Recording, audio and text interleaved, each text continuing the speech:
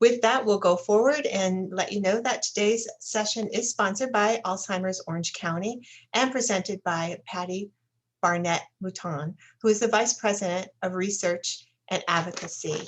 We're so happy to have you here today. Thank you so much, Patty. Thank you, Julie. I so appreciate being here, and I'm just thrilled to invite you all into my little home. I am a resident of Orange County. I live in Laguna Niguel, and you might even get to meet my little dog if he starts to want to participate in the proceedings. So I have served at Alzheimer's Orange County for almost 16 years. I'll tell you a little bit about myself. I am a native of Orange County, went to Orange County schools, and then did a Bachelor of Science at Springfield College out of Boston. I also have 2 graduate certificates, one in gerontology, one in palliative care and chaplaincy, and I am a candidate for a master's in gerontology at Cal State Long Beach. My granddaughter when she was little, my granddaughter when she's a little bit older, and my mother, who died this past year, and this was taken on her birthday at the age of 97. And, you know, thank goodness she did not run into dementia.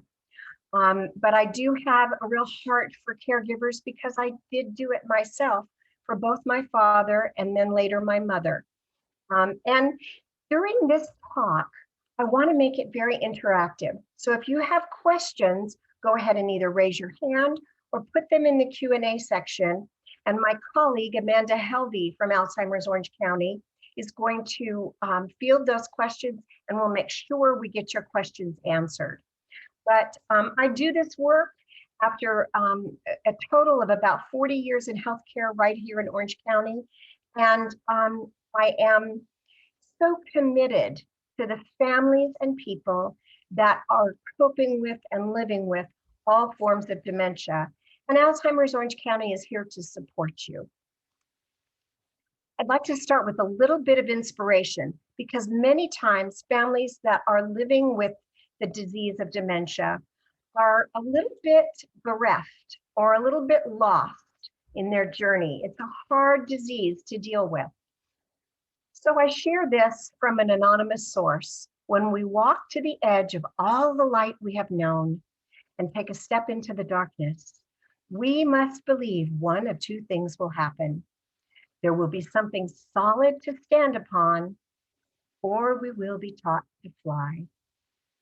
Today is a little bit of a flying lesson, and to know that there is foundational support for many community-based organizations here in Orange County, but especially if you're coping with dementia, Alzheimer's Orange County is your major source as a not-for-profit social services philanthropic organization. We're here to help you and make the journey as positive as possible.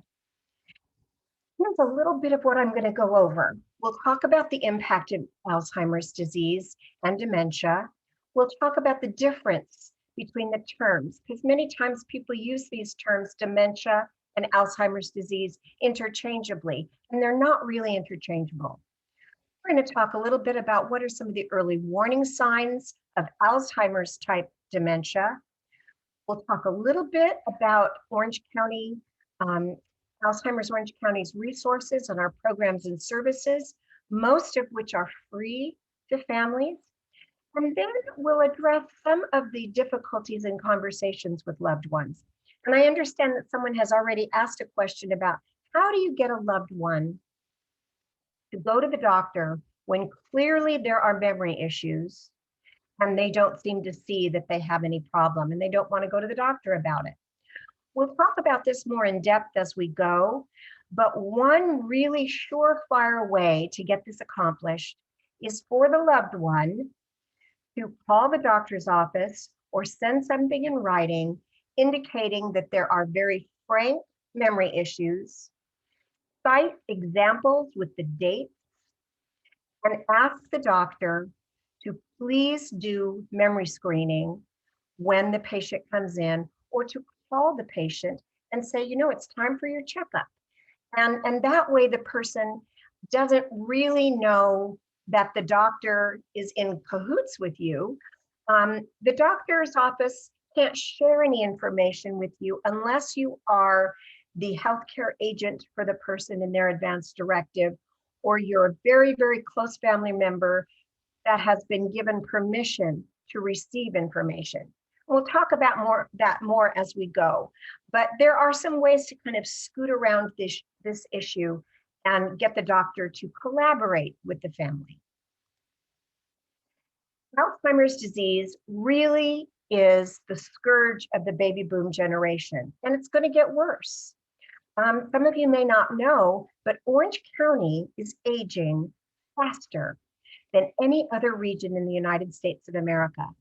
We will have more 85-year-olds here in the next 20 years than in any other region of the whole country. So diseases of aging, of which Alzheimer's and most dementias are, become very important to us. Right now, there's about 84,000 people here in our county that either have it or are at great risk. Across the country, it's the 6th leading cause of death in adults over 65. Here in Orange County, prior to COVID, it was the 3rd leading cause of death. And people don't realize it's a fatal disease. This is important to those of you that are family. 18 billion hours of unpaid care is performed by loved ones to people with Alzheimer's disease and other dementia every year. And almost 60% of family caregivers rate their emotional stress as either high to very high. So one of the things that Alzheimer's Orange County is really, really intent upon is caring for that caregiver, providing education, providing support, providing opportunities to make care plans and to understand what's going on in the trajectory of the disease. People with Alzheimer's or a related dementia don't often realize just how challenging their care and their behavior can be. It's not their fault. And the family caregivers take on a very, very serious burden. And it's done out of love. Sometimes it's done out of duty, but we want to be sure you have all the tools necessary to have great support. So what is dementia? Well, it's a very global term. It describes a constellation of symptoms. Many, many things go into a diagnosis of dementia. One has to be problems with memory, but it may not be the biggest problem. So that's something to consider, that your loved one may be having some memory issues, but they're falling a lot, or they can't balance their checkbook, or they're making poor decisions. All of those things could be contributory to this constellation of symptoms. Pardon me. Here are some of the 10 most basic warning signs. Certainly if they're having trouble with their short-term memory.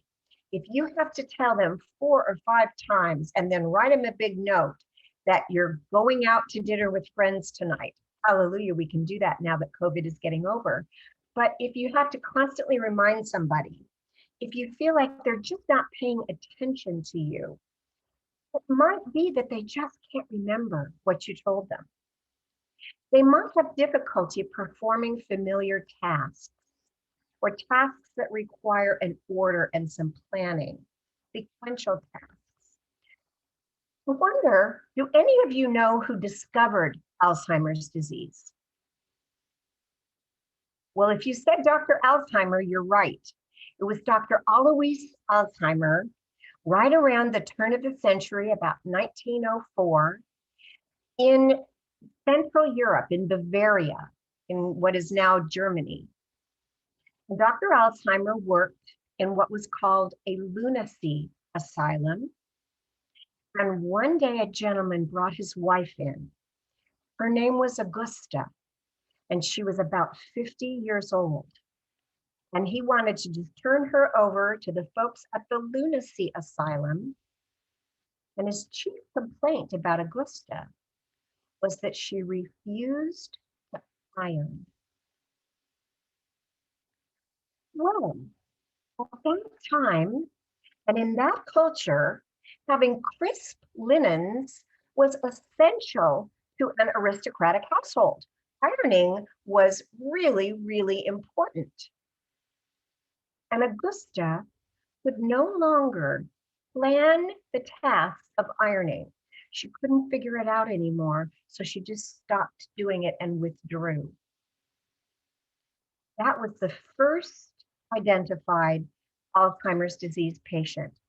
Augusta died when she was 54 years old, which at the time was pretty much old age. But today, it sounds very, very young. And when Dr. Alzheimer autopsied her brain, he saw the first plaques and tangles, which have become the hallmark of identifying Alzheimer's disease upon autopsy. Because that's what we know happens when someone has the disease. And we'll talk about whether it's the cause or the effect. But Augusta could not perform a familiar sequential task. If your loved ones, say, can't cook a recipe that they had done for 25 or 30 years, and now they can't complete it anymore, or if they can't figure out how to put a letter in an envelope, seal it, and put on the stamp, if they can't figure out how to use the vacuum cleaner anymore, anything that requires some order and the proper sequence to accomplish the task, that could be an indicator. Sometimes people exhibit problems with language. The word just seems like it's on the tip of their tongue, or they compensate by saying thingamajig, or that doohickey, or the thing I'm talking about. They're having problems with language. They just have this word finding difficulty. Maybe they just can't figure out what day it is, or they're constantly asking or checking. Now, what time is it? And when are we leaving? Or what time is it? What time is it in Arizona? Well, what time is it? That could be an indicator that they're a little bit disoriented to time and place. And then we all hear about people that fall victim to scams. The prince from Nigeria who somehow gets your private email or your cell phone number and says, I've got a $10 million inheritance, but you just have to help me with the bank and deposit a little money. All of those kinds of things, all of these scams, or other poor judgment, like ordering too much on the shopping channel. Other kinds of indicators that somebody is just not really using their judgment very well. Being convinced, for example, that the bag boy at Gelson's is really in love with them. Something that shows their judgment is off. That could be an indicator. Perhaps they have trouble with abstract concepts, like, well, I think we're going to go to Yosemite, but not until next summer. No, that could throw them right off. Or maybe they just can't put two and two together to balance their checkbook. Maybe they can't remember someone's phone number. Now, with cell phones and putting everything in our contacts, we don't memorize things like phone numbers like we used to. And one of the things I'm going to challenge you to do is this week, memorize a phone number. It's good for your brain. It'll make you feel better. And if you can do that, then you're probably contributing very well to a healthy brain.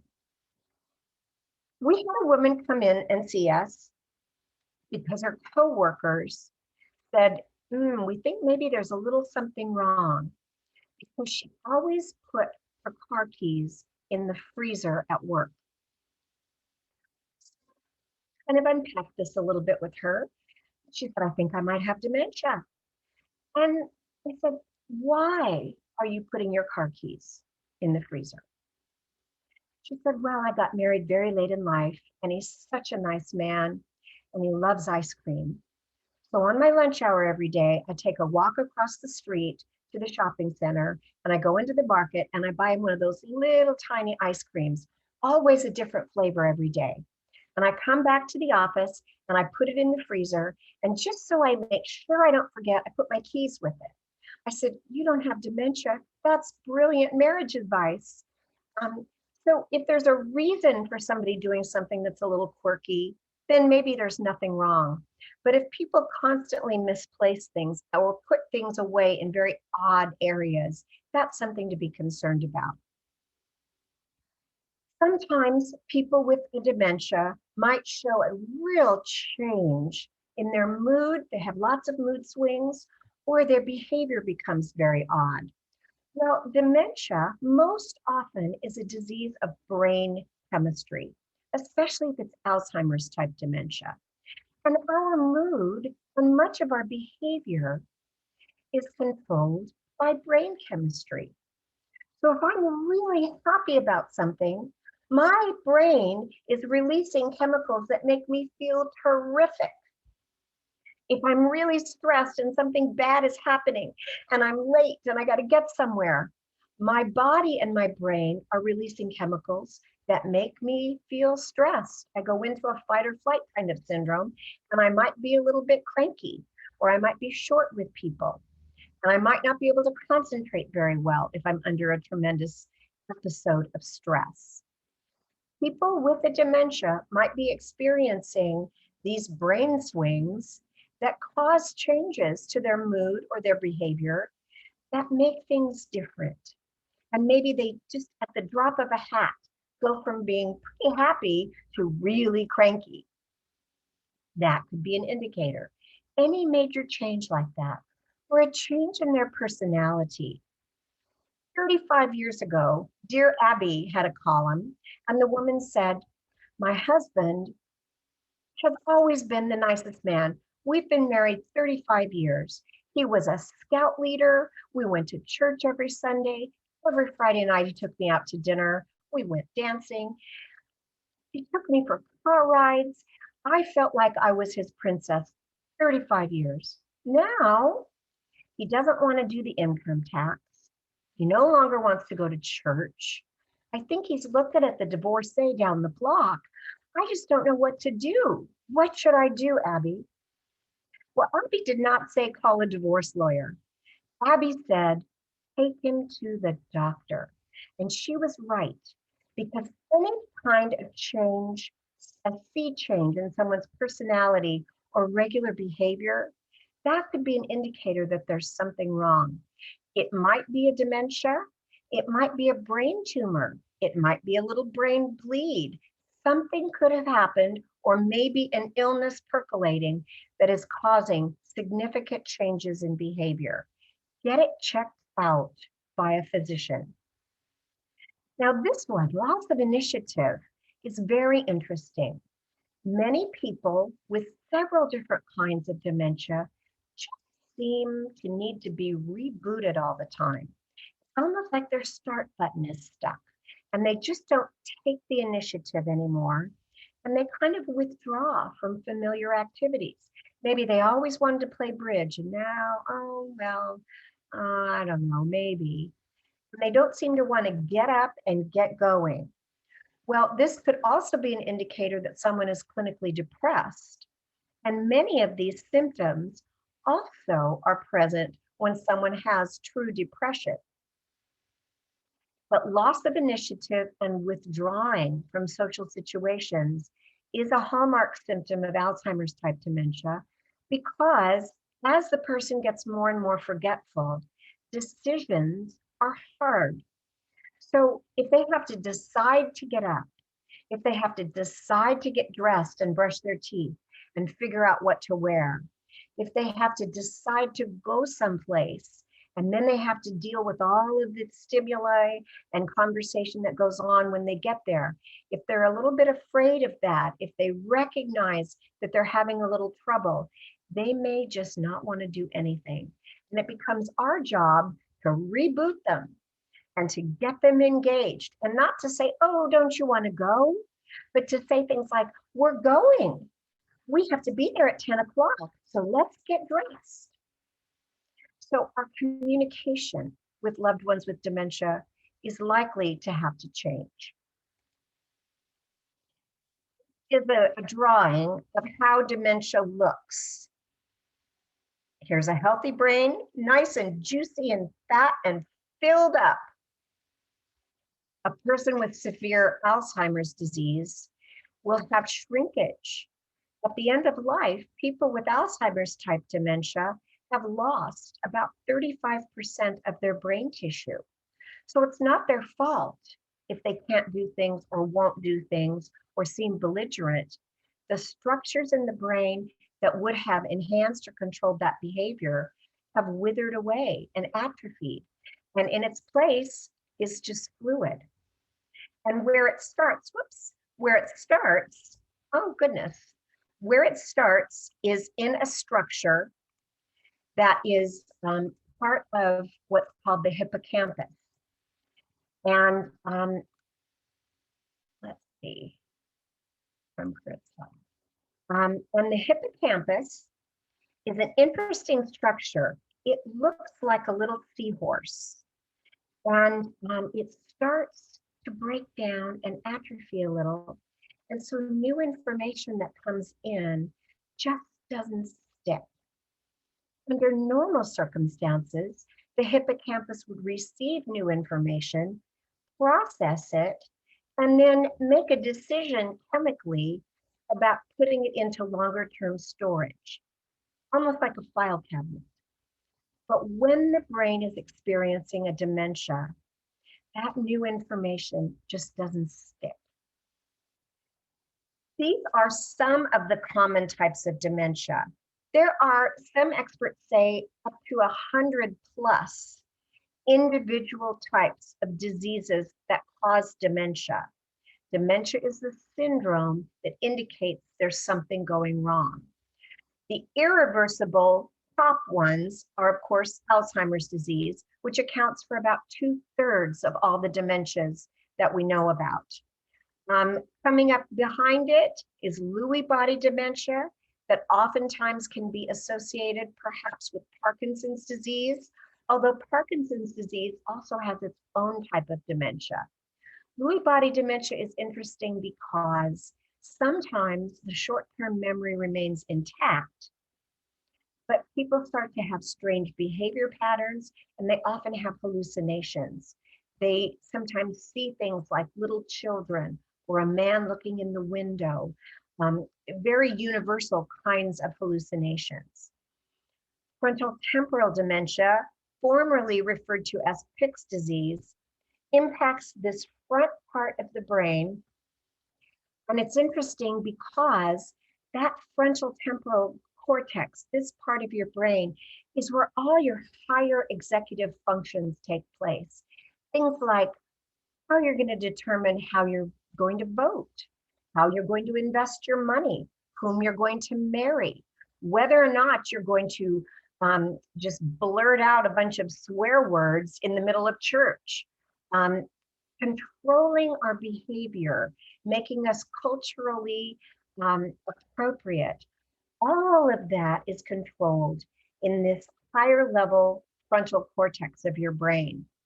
So this disease typically impacts people younger than 65, and it affects men more often than it does women. Vascular dementia is from a series of little strokes or perhaps a big stroke, and then a series of perhaps TIAs, those small strokes, the transient ischemic attacks. You may have heard of TIAs. That's a little tiny bleed in a particular area of the brain. Vascular dementia is interesting because it typically just affects one area of the brain. And something to keep in mind is if someone has a brain disease like Alzheimer's type dementia, that brain is more susceptible to other forms of disease. So oftentimes we run into people with what's called mixed dementia, who might have more than one disease that's impacting their brain function. All of these diseases are irreversible, and most often they are fatal. You do die from Alzheimer's disease. It's brain failure, and your brain controls everything, including your ability to swallow and your ability to breathe properly. So people don't always recognize that Alzheimer's is its own fatal disease. Now, there are some reversible causes of dementia, and that's why if there's any indicators that somebody is having the problems we discussed, that they get to a doctor right away, because it might be something that is very correctable and treatable. Clinical depression mimics some of the symptoms of Alzheimer's disease. Um, Sometimes people could be having drug interactions. Now, this is not my drug profile, but it could be. I have great health insurance. I have great doctors just a mile away. I have a couple of ologists. And when we get past about 55 or 60, we all have a lot of ologists, the cardiologist, the nephrologist, the dermatologist. You name it, you've probably got an ologist for something wrong. We might be getting prescriptions for many different drugs, and then we might be taking something over the counter. And when all those drugs interact, it could cause problems. So let's say it's me. Let's say, oh, I have a little bit of a bad back. So I have a prescription for a muscle relaxer, but I don't take it every day, just 2 or 3 or 4 times a week. And the kids don't call as often as they should. So I get a little blue about that. So I have a prescription for Ativan, but I don't take it every day, just 2 or 3 or 4 times a week. And I have kind of a persistent cough from asthma and allergies. And the doctor, 2 or 3 doctors ago, gave me a big flagon of cough syrup, has a little codeine in it. It's great. I don't take it every day, just 2 or 3 or 4 times a week. And, I don't sleep as well as I used to. So sometimes I take an Ambien, but not every day. I take Benadryl because that kind of helps with my allergies too. How do you think my memory is going to be? Terrible. I'm going to be so foggy often, even just the next day after taking these medicines. If I'm taking all of them 2 or 3 or 4 times a week, my body never has a chance to clear any of it. And it might affect my brain capacity and my memory. So make sure you're talking with your doctors, because they're not talking to each other necessarily, and your pharmacist. It's a very good idea to have all your prescriptions filled at one pharmacy. And if you're going to take something over the counter, that you consult that pharmacist. And just a food for thought, if you are over 65, don't take medications that contain Benadryl or what's called diphenhydramine. Sometimes it's in an over-the-counter sleep medicine. Sometimes it's in an allergy medicine. Benadryl is not good for people over the age of 65 because it wreaks havoc with that brain chemistry that is essential for bringing up memories. So ask your doctor. You might find that some people exhibit some symptoms that look like dementia because they have nutritional deficiencies. Perhaps they're anemic and there's just not enough oxygen that's getting up to that brain. Or maybe they have a B12 deficiency, and that actually could mimic some signs of early dementia. Low thyroid, get your thyroid checked at your annual physical. Have an annual physical, because thyroid disease can cause brain fog and can look like symptoms of dementia. And then infections are notorious, especially urinary tract infections, because as we get older, we don't experience the symptoms of urinary tract infections the same way we do when we're younger. We don't have that burning and that urgency. So that could go unchecked, and then it would manifest with kind of really odd behavior and not understanding things. And once we get that patient onto antibiotics, those symptoms go away. So really important to pay attention to these things and to check with your physician. This is what a normal brain looks like on a functional MRI, on a brain scan. Lots of things lighting up, using glucose. And, they're thinking about something important. And so lots of areas of the brain light up.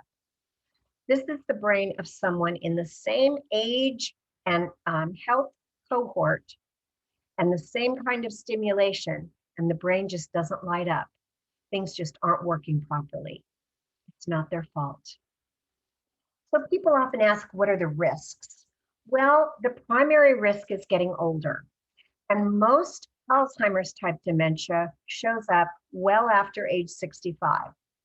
If people start to show symptoms prior to age 65, it might be what we determine as young onset Alzheimer's disease.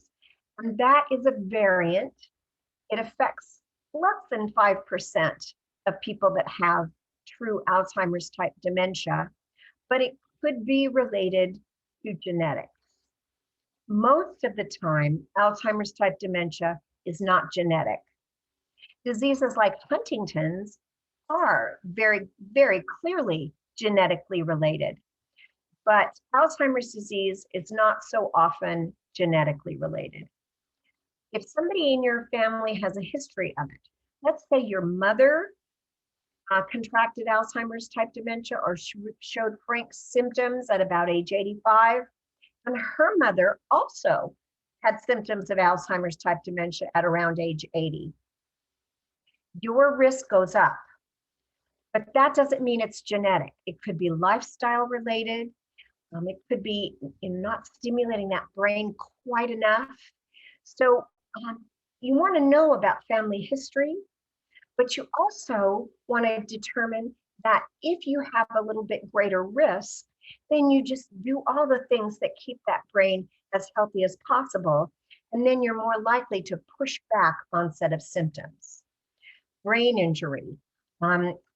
A well-known doctor from here in Orange County, Dr. Daniel Amen, he has said that the brain can only sustain 3 concussive insults in a person's life before you have long-term consequences, including being prone to dementia.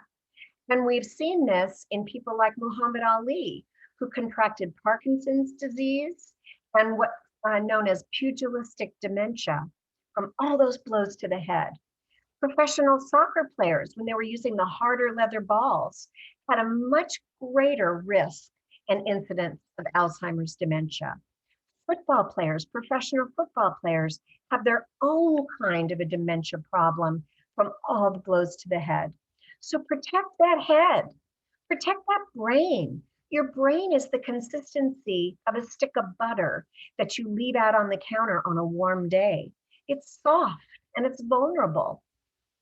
And if you have a concussive injury, let's say you get in a car accident and God forbid you don't have on your seatbelt, but you hit the windshield. Well, it's not just the front part of your brain that gets injured. Your brain now bounces back and hits the back of your skull and then comes forward and hits again like a billiard ball, but against your hard skull. So you really want to protect that brain from any kind of concussive injury. Vascular disease. Well, people say, well, how does heart disease or cardiovascular disease impact my brain? Well, your brain uses most of the fuel in your body just resting. So you are dependent upon good circulation to keep that brain perfused and fueled with all the glucose and nutrients and oxygen that it needs to do a good job. And if you don't fuel that brain correctly or appropriately because the arteries are blocked, then your brain is not going to be healthy and tissues are going to suffer. And the same with diabetes, kidney disease, heart disease, any other vascular disease. What that means to you is that your brain is not getting the oxygen, the perfusion, and the nutrients that it needs in order to stay healthy. And one of the last risk factors that we discussed is Down syndrome, because the area on the genetic code, the chromosomal sequencing for Down syndrome, that chromosomal anomaly is the same place that the chromosomal anomaly for genetically related Alzheimer's disease sits. So it's kind of Mother Nature's double whammy. If people with Down syndrome live long enough, they are very, very likely to also contract Alzheimer's disease. So what do you do if you suspect that you or someone you love might be having some memory problems? Get to the doctor. Tell the doctor that you think there's a problem with memory, because they can do memory screening in the office. And then depending upon the other diagnostic tests, medical history, blood test, a neurological exam, maybe a brain scan, although it's not necessary in every single case, then the doctor can decide what to exclude and then come up with a probable diagnosis of dementia. And then brain scans might be very appropriate to help support. Now we can also do what's called a lumbar puncture, a spinal tap. And from that spinal fluid, we can check to see if there is amyloid protein that's elevated that might be an indicator of Alzheimer's type dementia. So there's a lot that goes in to an appropriate workup and diagnosis while we exclude other problems and then come to the conclusion that this person is suffering from Alzheimer's type dementia. A diagnosis is essential. If a doctor says, well, I think maybe they have dementia, probable dementia, that's not enough information. And we, as appropriate consumers, need to push back a little bit and say, what kind of dementia do you think it is? What kind of care plan are we going to construct? And some of this will be dependent upon how old the person is and what their general health status is. If you have a 97-year-old person who also has heart disease, maybe congestive heart failure and cancer percolating, then we might not put them through all the diagnostic tests to reveal that it's Alzheimer's type dementia or another form of dementia. We want to weigh that very carefully. If the person is 65 years old and is going to live 20 more years, then we want to know, because the earlier many of these treatments get started, the better the outcome, and the more likely it is that the individual will get some benefit from it. So we really do want early identification, early treatment, and then people can participate in planning how they want their care to go. They can talk very frankly with their loved ones. They might be able to participate in clinical trials. So there's a whole lot of really important decisions that a person who gets a diagnosis of a dementia really can participate in early enough in the disease. Unfortunately, most people who have very frank symptoms of dementia don't get a good diagnosis for about 4 years after the symptoms started showing up.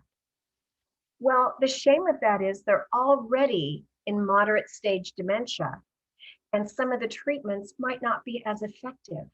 Plus, they're already losing their decision-making capacity and maybe have lost it already.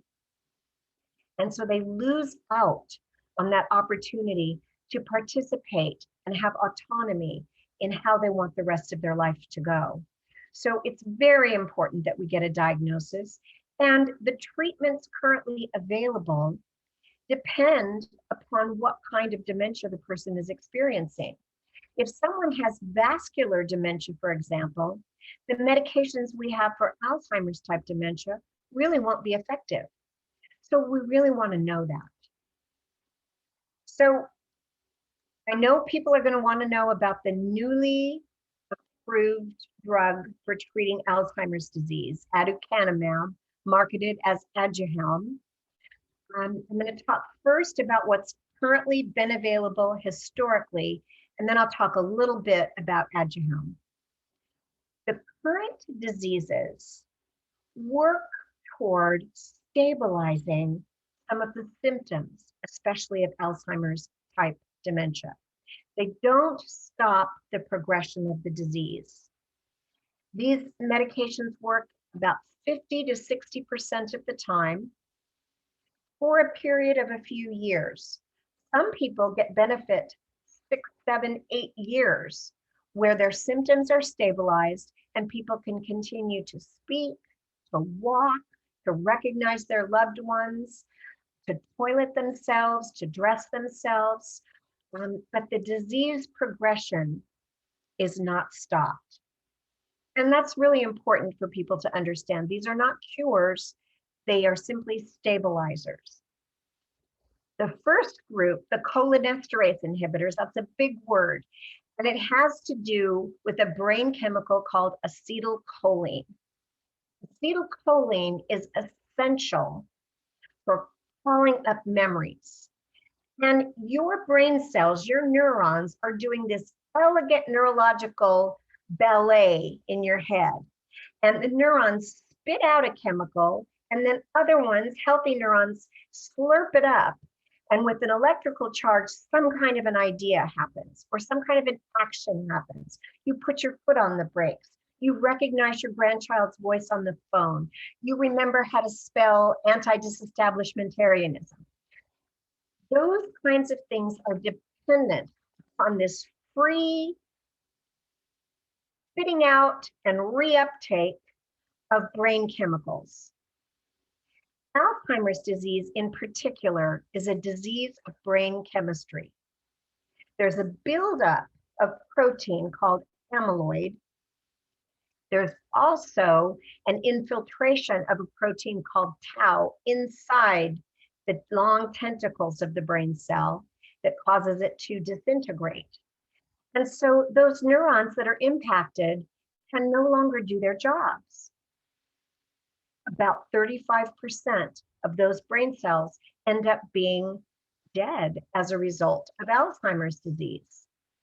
But there's still 65% of your brain happening. So it might take someone a little longer to catch that information and then have the spark of the idea.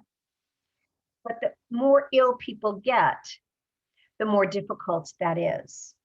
These cholinesterase inhibitors make that acetylcholine available for a little longer period of time. So if this healthy brain cell spits some out, then this healthy brain cell from over here might be able to take it up. And you might get that spark. It just might take a little bit longer. So it just makes that acetylcholine available for a little longer period of time. The second class of drugs in which memantine or Namenda falls work on a slightly different mechanism. Your brain cells, when they are suffering from a disease like Alzheimer's, get a little hyperexcited and they're using up a lot of glucose and they're busy and they're working hard, but they're not doing a very good job. Namenda helps to calm down that excited brain cell activity, calm it down so they can focus on their work.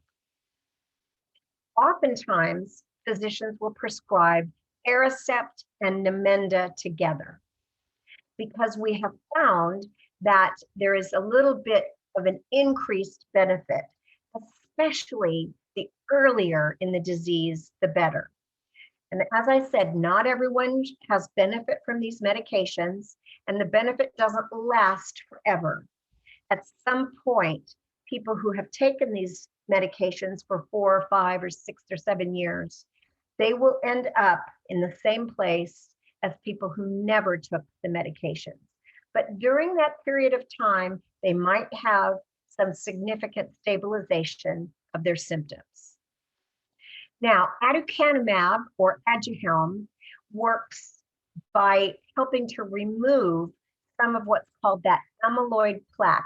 It's a naturally occurring protein, but different factors impact how we process and then clean out that amyloid plaque from our brain cells. It's a naturally occurring protein. It's something that has to happen. But if we don't get enough sleep, if we have a disease like Alzheimer's, there might be a pathological buildup of that amyloid plaque, and it causes brain cells to die. Aduhelm helps to wash that out. Now, The jury is really still out on how effective it's going to be. Some of the studies are a little bit equivocal. And even though the FDA has approved Aduhelm, there's still a lot more studies that have to be done. Right now, it's very expensive, and we don't know yet if Medicare is even going to cover it. But it is a breakthrough. It's something that we really are happy that the research is starting to show us some progress toward getting to the bottom of this disease.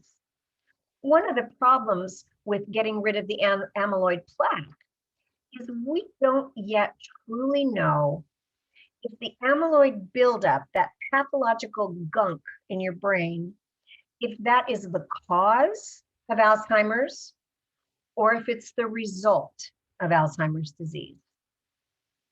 Okay? And it doesn't address the tau protein that goes into the brain cells and disintegrates the long tentacles.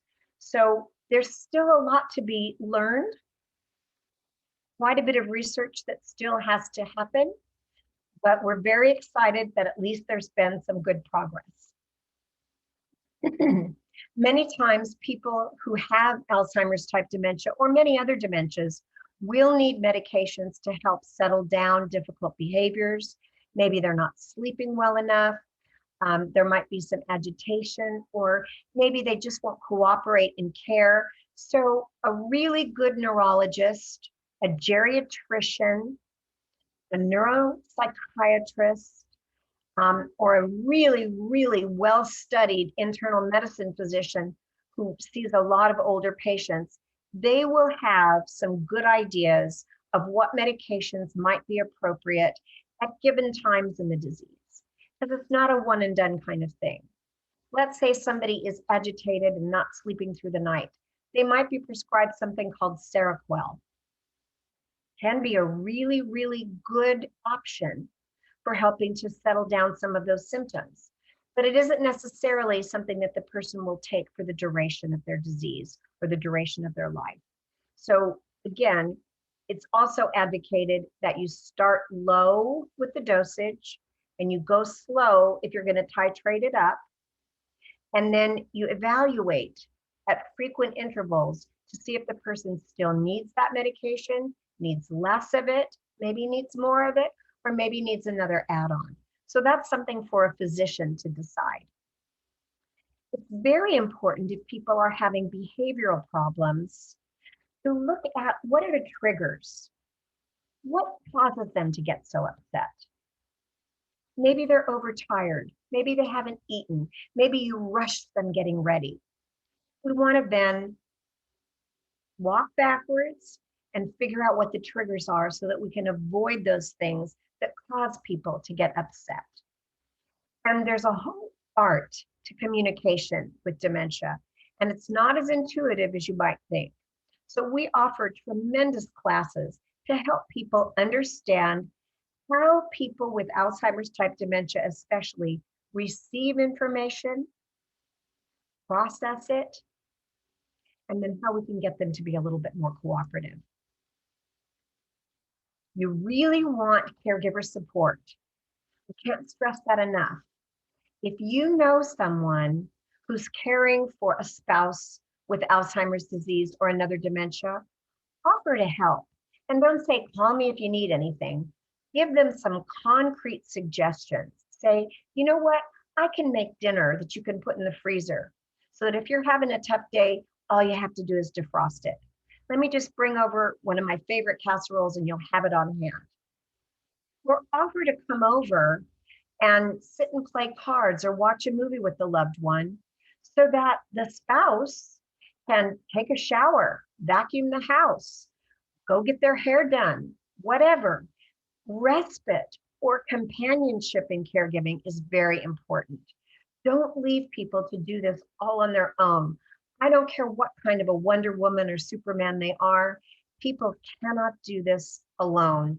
They need support, they need education, and it does take a village to manage this. So adult children have to get involved. I don't care how busy they are or how many kids they have. This is now an important part of the whole family village. Offer support. Alzheimer's Orange County can help. There are so many wonderful classes informed by the scientific evidence, delivered by long-term staff members who are so committed and so highly educated to help people not only understand this disease, but how to plan care and enhance the quality of life for the person who is enduring dementia, but also for the caregivers and the family support. We do family orientations. We also offer adult day health care, which can be a godsend, excuse me. And now that COVID is leaving us, the state will soon allow us to ramp up again our in-person adult day healthcare centers. During the pandemic, we have been providing services to people in their homes, what's called temporary alternative services, things like porch drops of meals, porch drops of activities, checking in by Zoom, offering classes. One of the best things I've ever seen in my life was our Zoom Zumba class that was done for our families that had loved ones as participants in our adult day healthcare centers. We can help you with that. Wandering is a huge issue in almost all forms of dementia. So you want to learn how to keep your loved ones safe and to recognize that they might be kind of tuning up for an episode of wandering. All of these classes are available at no charge and will help get you information on what clinical trials in the area you might be eligible for. We participate with a number of clinical investigators, UCI Mind, Irvine Clinical Research, PRI. There's probably 15 wonderful clinical trials investigators right here in Orange County. So we have a wealth of information here, and we'll help you get matched up. We are really active in public policy and advocacy, especially for all issues that face older adults. And we have interfaith outreach and services that are uniquely adapted for people with a dementia, because we know that the spiritual side of their care remains important throughout the course of their disease. So we can help you. We do all these kinds of things. We'll help you sort through Medi-Cal benefits. We will help you put together a safety plan at home or a caregiver action plan. We have licensed clinical social workers available to provide telephone support for sure, Zoom support now. It's really been amazing. All of our work transferred beautifully onto a virtual platform. So we are still taking care of families. And we'll help you learn skills to provide the best possible quality of care. Now, we're starting to run out of time. I have 10:56. I'd like to see if there are questions, and I want to be sure that we get to the things that are most important to all of you. So let's see if there are questions.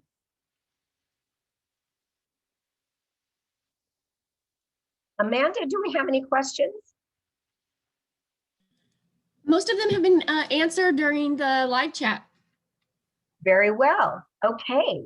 Well, let's just run through in our last few minutes a little information about assessing the situation.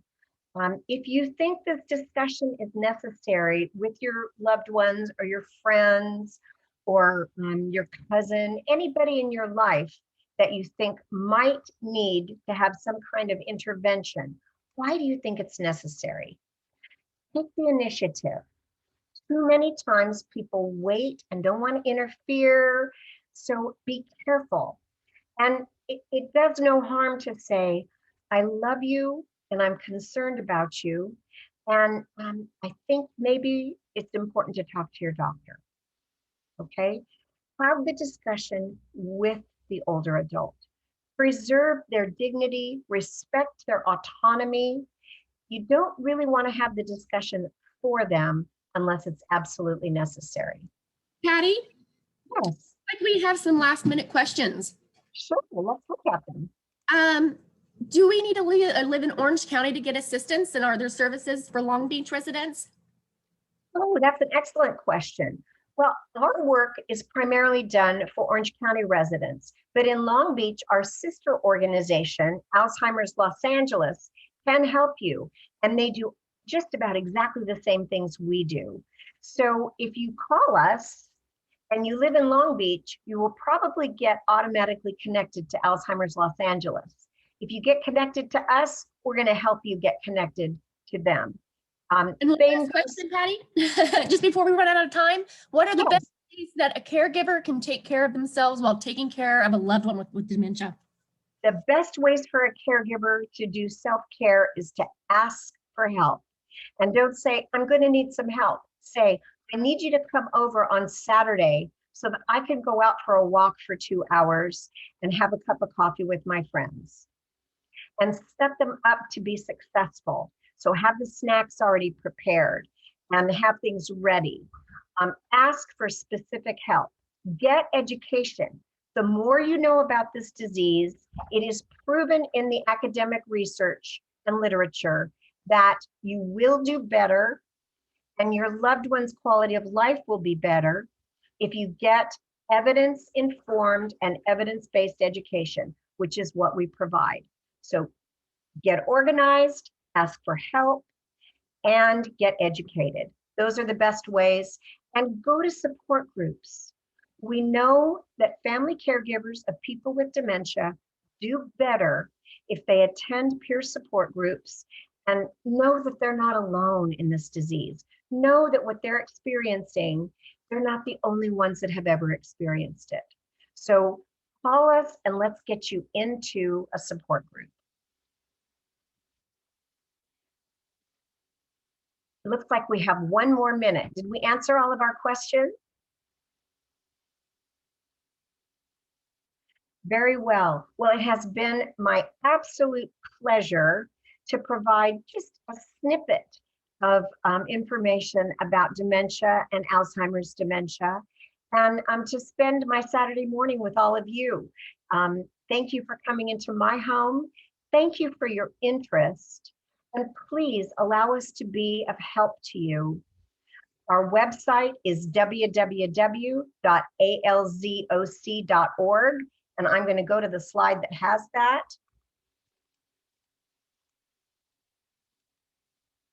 Here at the end. And if you want to contact us, we would love to hear from you and we would love to help you. So please don't forget that we can help you. You can call us at 844-435-7259. This is our website, alzoc.org. My name is Patty Mouton, and it's been a pleasure to be with you this morning. Thank you very much.